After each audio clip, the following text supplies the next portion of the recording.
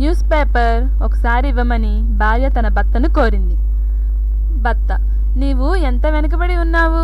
Technology చాలా అభివృద్ధి చెందింది. నువ్వు ఇంకా వార్తాపత్రిక కోసం అడుగుతున్నావా? ఇదిగో నా ఐప్యాడ్ వాడుకో డార్లింగ్. భార్య ఐప్యాడ్ తీసుకొని బొద్దింకని చంపేసింది. భర్త మోర్చపోయాడు. నీతి: భార్య ఏది అడిగినా మారు మాట్లాడకుండా ఇవ్వాలి. అతి తెలివి చూపించరాదు. వెధవ సలహాలు ఇవ్వరాదు. మగవారు ఆఫీస్లోనే హీరో, ఇంట్లో కాదు.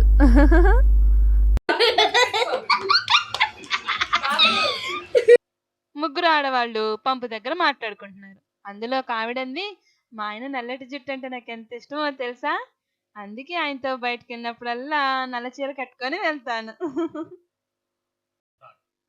రెండో ఆమె చెప్పింది, ఒసేయ్, మా ఆయన తెల్ల జుట్టు అంటే నాకెంత ఇష్టమో తెలుసా, ఆయన బయటికి వెళ్ళేటప్పుడు నేను తెల్ల చీర కట్టుకొనే వెళ్తాను.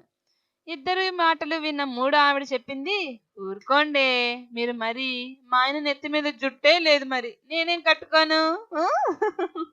నమస్కారం. మన ఛానల్ని కొత్తగా చూస్తున్నట్లయితే మీకు వీడియో నచ్చితే ఛానల్ సబ్స్క్రైబ్ చేసుకుని పక్కనే ఉన్న బెల్ ఐకాన్ ఆన్ చేసి పెట్టుకోండి. షేర్ చేయండి, లైక్ చేయండి. దయచేసి నా ఛానల్ని ప్రోత్సహించండి.